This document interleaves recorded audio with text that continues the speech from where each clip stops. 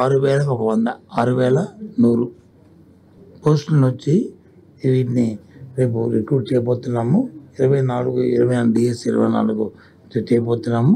అది 12వ తారీఖు నుంచి ఈ ప్రాసెస్ వచ్చి స్టార్ట్ అవుతుంది. నెల 12వ తారీఖు ప్రాసెస్ స్టార్ట్ అయ్యి ఏప్రిల్ 7 స్టార్ట్ అయ్యి ఏప్రిల్ 7వ తారీఖు వచ్చి పూర్తిగా దీని మీద రిజల్ట్స్ నుంచి మీకు ఇవ్వడం జరుగుతుంది. ఈ విషయాలన్నీ కూడా వాళ్ళు చెప్తారు ఇవన్నిటి కూడా.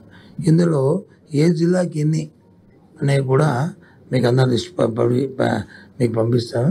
ఏవి ఎక్కడెక్కడ ఏ జిల్లాలో ఎస్జిటి పోస్టులు లిస్ట్ చేస్తున్నాము, ఎన్ని చేస్తున్నాము, ఏ జిల్లాలో స్కూల్ అసిస్టెంట్ చేస్తున్నాము, ఏ జిల్లాలో అలాగే డీజీటీలు చేస్తున్నాము, ఏ జిల్లాలో వచ్చి పీజీటీ చేస్తున్నాము, అన్నింటినీ కూడా ప్రిన్సిపల్స్ని ఎక్కడెక్కడ చేస్తున్నాము అన్ని డీటెయిల్స్ కూడా మీకు అన్నీ కూడా ఇవ్వడం జరుగుతుంది. ఈ 6100 పోస్టులు ఏవైతే చెప్పానో అందులో 2280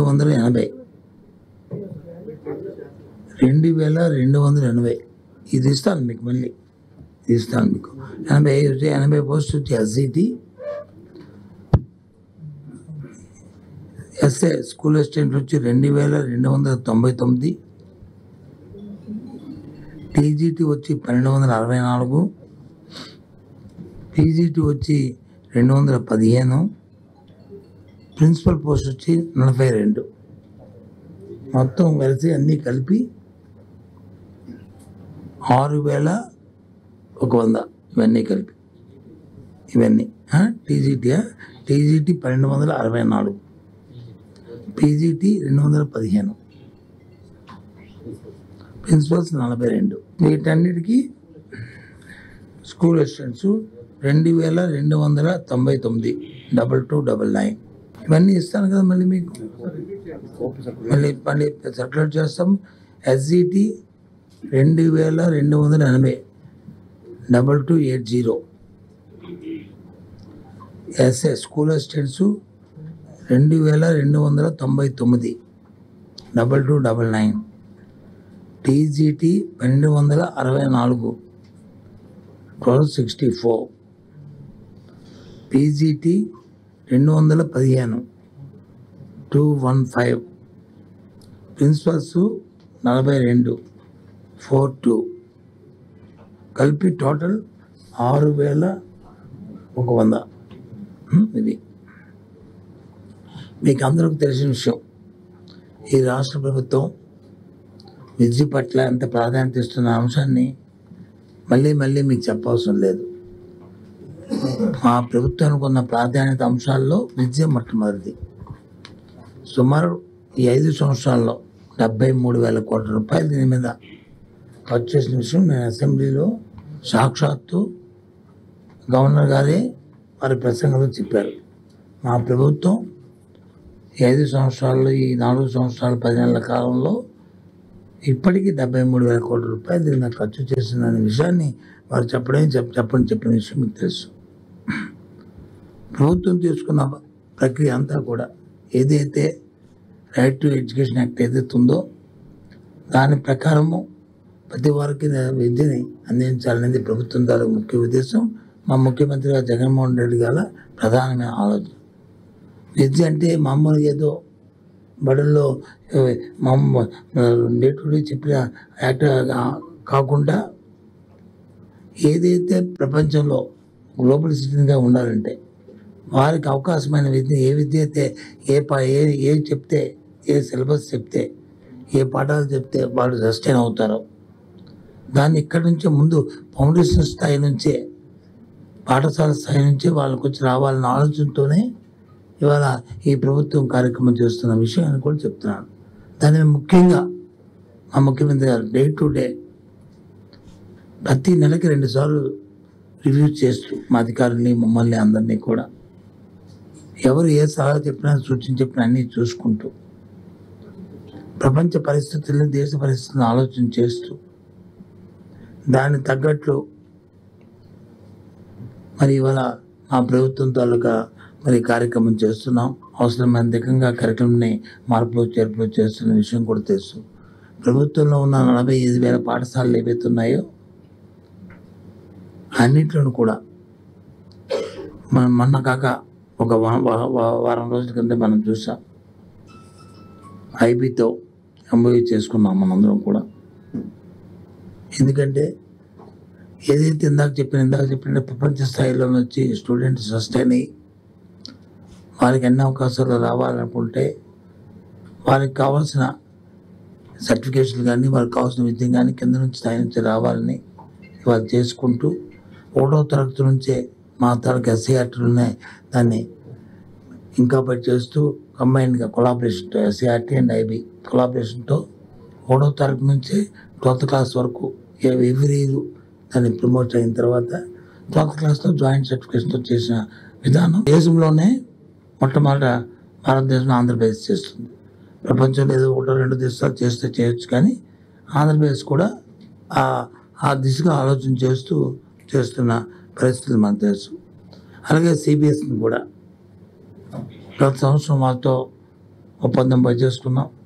1000 హై స్కూల్స్ని సిబిఎస్ సిలబస్లోకి వచ్చి మనం ట్రాన్స్ఫర్ చేసుకుని దాంట్లో మార్పు చేసి తగ్గ మౌలిక వసతులు కల్పించి ఆ కార్యక్రమాలు చేయడానికి ప్రయత్నం చేసిన విషయం మీకు అందరికీ తెలుసు. దాంతోపాటు ఇంగ్లీష్ మీడియంని మొదటి పెట్టాం. దాంతో ఆ ఇంగ్లీష్ మీడియంలో విద్యార్థులకి అవగాహన, తర్ఫీదు, బాగా లెర్నింగ్ ఇంగ్లీష్, స్పీకింగ్ ఇంగ్లీష్ రావాలనే ఉద్దేశంతోనే టోఫిల్ నుంచి 3rd క్లాస్ నుంచే మరి ప్రైమరీ అలాగే ఇవి అని పెట్టి ఎగ్జామ్స్ పెట్టి వాళ్ళకి చేసిన విషయం కూడా మీ అందరికీ తెలుసు. చాలామంది చాలా విమర్శలు చేశారు, ఇంగ్లీష్ మీడియం ఎందుకు వద్దు అన్నారు. తర్వాత వాళ్ళే సర్దుకొని వాళ్ళ ఆలోచన మారుకొని మేము దానికి వ్యతిరేకం కాదని మళ్ళీ చెప్పిన సందర్భాలు మనం చూస్తాం. ఇక్కడ ఎవరిని నేను దాన్ని పాయింట్అవుట్ చేసి విమర్శించదలుచుకోలేదు. ఎందుకంటే ఏదైనా కార్యక్రమం చేస్తున్నప్పుడు దాన్ని కొంత సమయాన్ని తీసుకొని దాని నుంచి వచ్చిన ఫలితాలని ప్రతిఫలాలని అన్ని చూసుకుని వెయిట్ చేసి మాట్లాడాలి. అలా కాకుండా మాట్లాడినప్పటికీ కూడా ఏదేమైనా మా ముఖ్యమంత్రి గారి ఆలోచన, ప్రభుత్వం ఆలోచన, మనం విద్యార్థిని దృష్టిలో పెట్టుకుని ఆ విద్యార్థికి ఓ నాణ్యమైన విద్య ఇవ్వాలని, సరళంగా ఆ విద్యార్థి వచ్చి కాంపిటేటివ్ ఎగ్జామ్స్లో తట్టుకునే విధంగా ఉండాలని, దానికి తగ్గట్టు ప్రక్రియ జరగాలని ఇవాళ అది చేసుకొస్తున్నాం. అందులో భాగంగానే 8th క్లాస్ నుంచి మనం ట్యాబ్స్ కూడా ఇచ్చిన పరిస్థితి కూడా మీకు తెలుసు. లాస్ట్ ఇయర్ ఇచ్చాం, ఈ ఇయర్ ఇచ్చాం. ఇంకా ఇది ప్రతి సంవత్సరం కూడా కొనసాగుతుంది. ప్రతి సంవత్సరం కూడా ఈ కార్యక్రమం కొనసాగుతుంది. దీంతో పాటు క్లాస్ రూమ్లో ఏవైతే 6వ తరగతి నుంచి 10వ తరగతి వరకు ఇంటరాక్టివ్ ప్యానల్స్ పెట్టాం, దాని ప్రకారం అవి కాక 1 to 5th క్లాస్ వరకు ఒక్కొక్క స్కూల్కి అక్కడ వచ్చి ప్రతి క్లాస్ రూమ్కి పెట్టాం. సుమారు 60,000 ఐఎఫ్టీ పెట్టాం. 60,000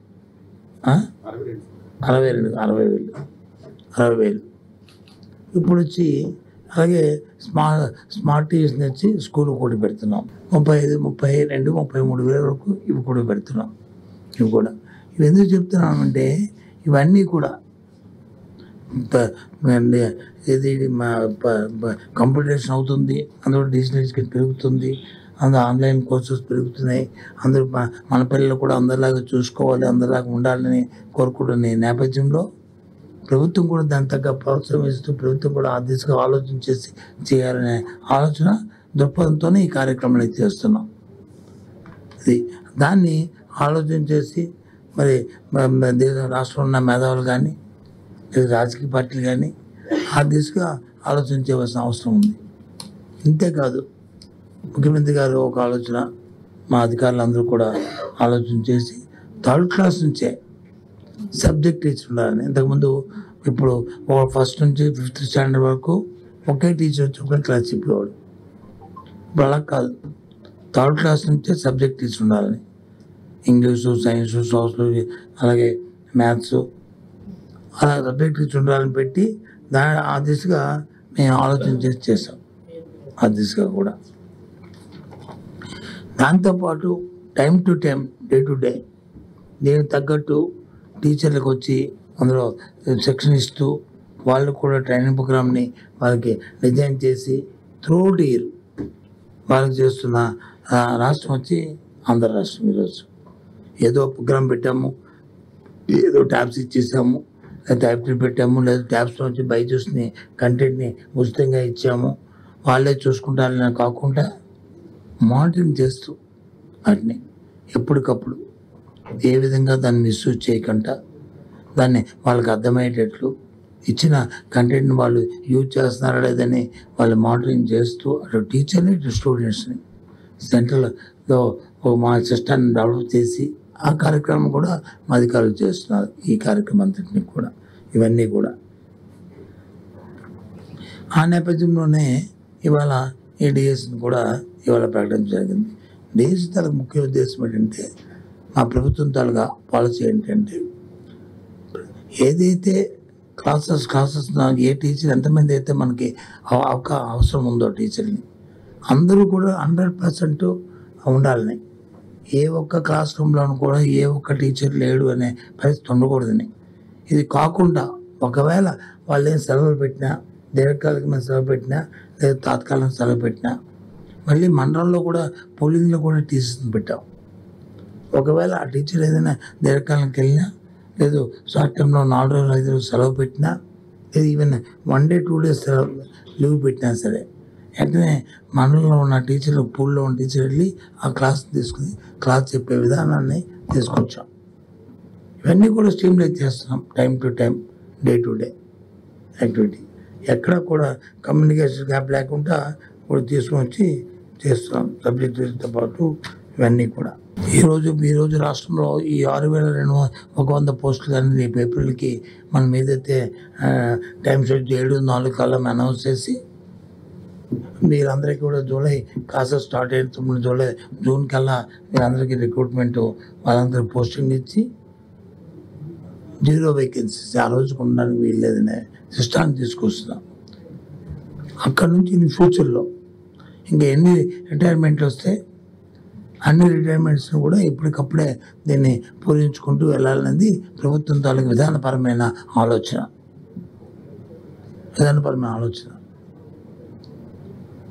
చాలామంది పాపం రాష్ట్రంలో విద్యార్థులు అందరూ కూడా మా డిఎస్సి కావాలని అడుగుతున్నారు అన్న అభిప్రాయంతో కూడా నేను ఆలోచన దాన్ని నేను డినైల్ చేయట్లేకున్నా. కానీ ఈ మధ్యకాలంలో మనం 2 సంవత్సరాలు మరి ఏది రిటైర్మెంట్ ఏజ్ని మనం ఎన్హాన్స్ చేయడం వల్ల కొంతవరకు అది కూడా దీనికి అంటే అవన్నీ కూడా ఇప్పుడు రిటైర్మెంట్స్ అన్నీ కూడా పోతున్నాయి. ఇంకా వచ్చిన దానికల్లా ఇవి రేపు ఏప్రిల్ వరకు ఉన్న ఖాళీలని దృష్టిలో పెట్టుకొని ఈ నెంబర్ని ప్రకటిస్తాం. ఈ నెంబర్ని ఏదైతే ఇప్పుడు చెప్పిన సంఖ్య ఇది ఏప్రిల్ వరకు, ఏప్రిల్ 31 వరకు వచ్చిన ఏవైతే వేకెన్సీ వచ్చి ఆ వేకెన్సీలు కూడా దృష్టిలో పెట్టుకొని ఇవన్నీ కూడా ఈ ప్రకటించడం జరుగుతుంది. ఇవన్నీ కూడా ఎక్కడ కూడా ఏది ఎవరు ఖాళీలు అన్ని జిల్లాల్లో కూడా పోస్టులు ఉన్నాయి. ప్రతి అన్ని జిల్లాల్లో కూడా ఏ లిస్ట్ వచ్చి మీకు అనౌన్స్ చేస్తాను. ఇప్పుడు అనౌన్స్ చేస్తాను దీని ప్రకారం. అది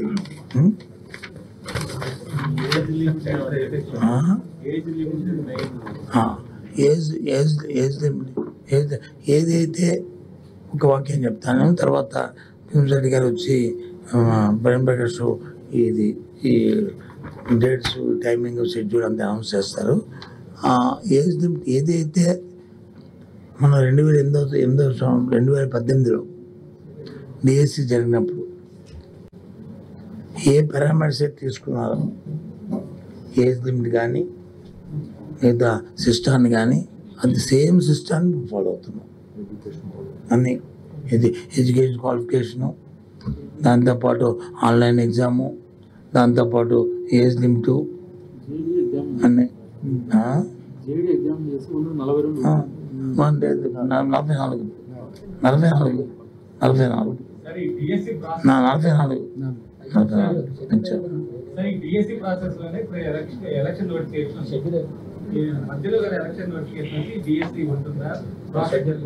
మాకు తెలిసి ఒకసారి ప్రాసెస్ స్టార్ట్ అయిన తర్వాత దానికి ఇబ్బందులు ఉండవు. మనమేమి ఎలక్షన్ అయిపోయిన తర్వాత కదా పోస్టింగ్ ఇస్తున్నాం, అంతే కదా. మరి ఏప్రిల్ 7వ తారీఖు నుంచి జూన్ నెలలో వచ్చి వాళ్ళకి 0 వేకెన్సీ చూపెడుతున్నామంటే అర్థం ఏంటి? మరి మేలో కదా ఇస్తాం, ఒక నెలే కదా. ఆగకూడదనే కోరుకుంటున్నాం. ఏమో మరి దుష్టశక్తులు వచ్చి ఇది ఆపాలి, ఇది అన్యాయం చేయాలి అని చెప్పని ఎవరు మీరే ఆలోచించుకోండి. చేస్తే మేము చేయాలి. అందుకు ముందు ముందు షెడ్యూల్ చెప్తారు. ఉద్యోగాల నియామకాలకు సంబంధించి జరిగే పరీక్షల్లో మన పార్లమెంట్లో బిల్ పాస్ చేశారు. ఏది మాల్ ప్రాక్టీస్ కానీ అలాంటి రూల్ ఏమన్నా రాష్ట్రానికి వర్తింపజేస్తారు. మొట్టమొదటి బిల్లు తర్వాత మన ఎగ్జామ్ జరుగుతుంది. బిల్లు ఇప్పుడు చేశారు కానీ రాష్ట్రంలో ఇది మనం ఇప్పటికీ అమలు జరుపుతున్నాం. మీకు తెలుసు, గత సంవత్సరం కాకుండా ముందు సంవత్సరం I think 21-22 exams 10th class జరుగుతున్నప్పుడు మాల్ ప్రాక్టీస్ చేసిన వాళ్ళని, ఇలాంటి ఎవరైతే చూస్ చేసిన వాళ్ళని లేకపోతే ప్రోత్సహించిన వాళ్ళని సుమారు 40 మంది మీద యాక్షన్ తీసుకున్నాం. వాళ్ళ మీద వాళ్ళ సర్వీస్ నుంచి వాళ్ళు సస్పెండ్ చేస్తాం. బయట వాళ్ళు అయితే వాళ్ళు అరెస్ట్ చేస్తాం. వీళ్ళు కూడా అరెస్ట్ చేయించాం. చట్టానికి అనుగుణంగా చేస్తాం. మన రాష్ట్రం ఇప్పటికీ చట్టం ఉంది. ఎగ్జామ్స్ సంబంధించి మాల్ ప్రాక్టీస్ ఎవరు చేసిన వాళ్ళ మీద కఠినంగా శిక్షించే చట్టం మన రాష్ట్రంలో ఉంది. ఇప్పుడు కేంద్రం వచ్చేసింది. అన్ని రాష్ట్రాలు దాన్ని అమలు జరగాలని ఖచ్చితంగా జరగాలని మన రాష్ట్రం ఇప్పటికే చేసింది. ఈ ప్రభుత్వం వచ్చిన దగ్గర నుంచి 14,219 మందిని రిక్రూట్ చేశాం. అది 18లో పరీక్షలు రాసి డిఎస్సి అయిన వాళ్ళని ప్రభుత్వం వచ్చిన తర్వాత కానీ, నేను 19లో పెట్టిన వాళ్ళకి కానీ, లేదు ఎంటీఎస్ 2008 ఎంటీఎస్ టీచర్లు కానీ, లేదు 98 ఎంటీఎస్ టీచర్లు కానీ అందరినీ కలిపి 14,219 మందిని ఇప్పుడు రిక్రూట్ చేసాం. ఈ బాగా అన్నీ చూసుకొని ఇప్పుడు ఎక్కడైతే వేకెన్సీ ఉన్నాయో వేకెన్సీ అన్నింటినీ కూడా ఫుల్ చేస్తాం. ఇప్పుడు ఇందాక చెప్పాను మీకు, 0 వేకెన్సీ అని. రేపు దీన్ని అయిన తర్వాత ఇంకెక్కడ కూడా ఉండవు. ఇక్కడ నుంచి ఎవరైతే ఇంకా రిటైర్మెంట్స్ వస్తుంటాయో వచ్చిన దాన్ని కూడా ప్రతి సంవత్సరం మనం క్యాల్కులేట్ చేసి ఇక ఫ్యూచర్లో వచ్చి ఎప్పటికప్పుడే ఏది ఆయిదే దాన్ని రిక్రూట్ చేయాలనేది ప్రభుత్వ విధానంగా తీసుకుంటున్నాం. ఏదండి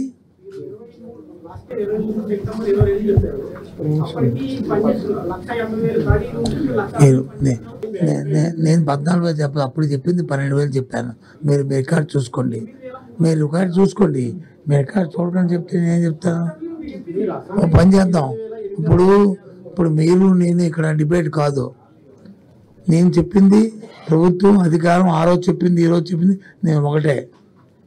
మీరు ఎన్ని మాటలు చెప్పినా నేను చెప్పేది ఒకటే. ఆ రోజు చెప్పినా ఈ రోజు చెప్పినా. ఆ రోజు చెప్పింది వచ్చి అప్పటికి 12,000 ఏమని చెప్పాను. ఆ తర్వాత మళ్ళీ 2,000 వచ్చి దఫాలుగా మరి నియమించడం జరిగింది. ఇప్పుడు ఆ మొత్తం టోటల్ కలిసి 14,219 మందిని రిక్రూట్ చేశాము. ఇప్పుడు ఖాళీలు ఉన్నవి 6,000 కొంత ఉన్నాయి. ఈ 6,000 ఏవైతే ఉన్నాయో వాటన్నిటిని ఇప్పుడు రిక్రూట్ చేస్తున్నాము.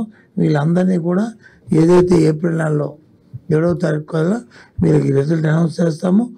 క్లాసెస్ బిగిన్ అవుతున్న జూన్ నెల కల్లా వీళ్ళకి పోస్టింగ్ ఆర్డర్స్ ఇస్తాము.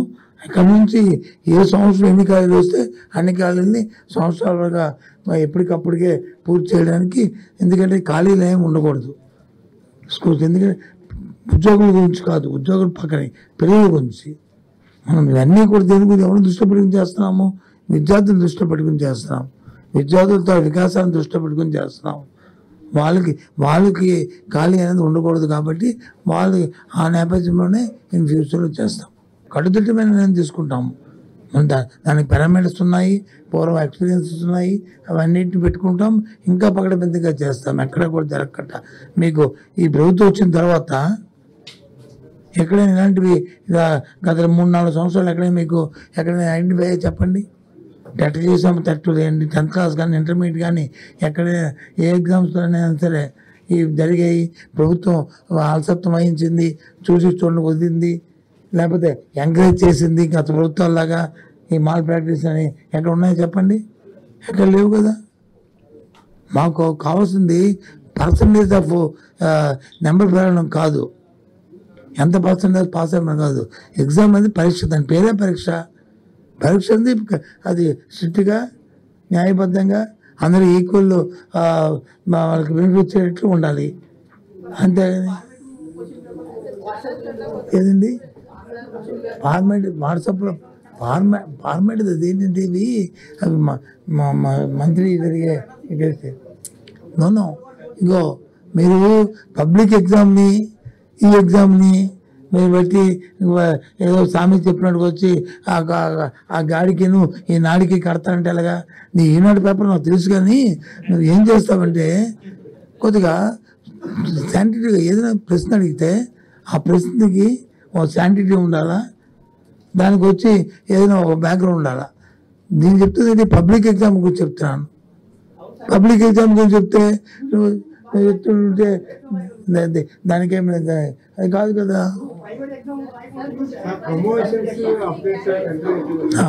ప్రమోషన్స్ అయిపోయి ఇంకా 1998 సంబంధించి 4534 మందిని రిక్రూట్ చేస్తాం ఇప్పటికి.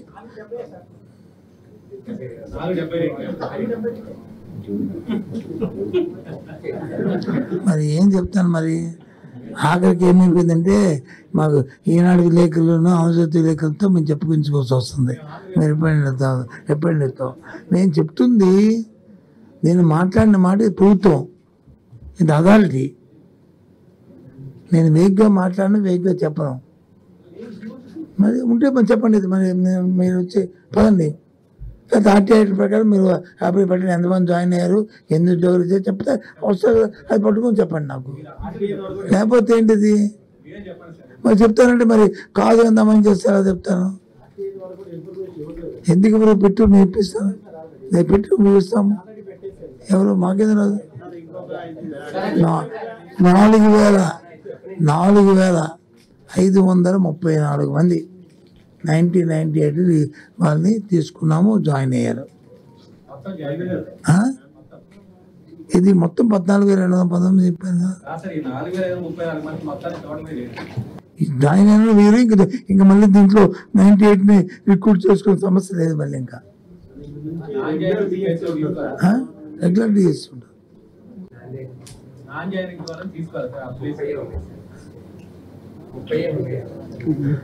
దయచేసి మీరు క్యాండిడేట్ అయితే మీరు లోన్ మాట్లాడడం వీల్లేదు, మీరు మాట్లాడడం వీల్లేదు. No no I'm sorry. ఇది నాన్ జాయినింగ్ అయినా ఏదైనా పిలిచినప్పుడు టైం బౌండ్ ఉన్నప్పుడు, ఇప్పుడు ఇందాక మా ప్రిన్సిపల్ గారు మా వీరు చెప్పారు ఏమని, 12వ తేదీ నుంచి పిలుస్తాము, 21వ తారీఖు లోపల పేమెంట్ ఆఫ్ ఫీజు కట్టాలన్నారు. 23 వచ్చి నేను కడతానంటే ఒప్పుకుంటామా చెప్పండి? 23 నుంచి కడతామంటే ఒప్పుకుంటా చెప్పండి? ఇస్తారా టైము? అలాగే ఆ టైం పెట్టినప్పుడు టైం బౌండ్లో వచ్చి వాళ్ళు బాధ్యత వ్యక్తులు అయితే వచ్చి జాయిన్ అవ్వాలా. వాళ్ళు మేము జాయిన్ అవ్వమని చెప్పని పోనీ ఏదో కారణం జ్వరం వచ్చిందో డబ్బులు 1 day 2 day అంటే ఎలా అవుతుంది. కాబట్టి సారీ, అదే మరి ఇంకా లేదు, ఇంక ఈ సగం ముగిసిపోయినట్లే. నెంబర్ రిటైర్మెంట్ పోస్తుంది. నేను ఇప్పుడు ప్రకటించింది ఈ సంవత్సరం ఏప్రిల్ 31వ తారీఖు వరకు అవుతున్న రిటైర్మెంట్తో కలిపి ఇవన్నీ. ఇక ఇవి 31 తర్వాత ఏప్రిల్ తర్వాత జూన్లో క్లాసెస్ స్టార్ట్ అయినప్పటికీ వాళ్ళకి జాయినింగ్ ఆర్డర్స్ ఇచ్చి క్లాసెస్ స్టార్ట్ చేస్తాము. 0 వేకెన్సీ వస్తుంది ఆ రోజుకి. ఇంకొకటి ఆలోచన కూడా చేస్తున్నాము ఇప్పుడు. ఎందుకంటే టీచర్స్కి స్టూడెంట్స్కి ఇబ్బంది రాకూడదని.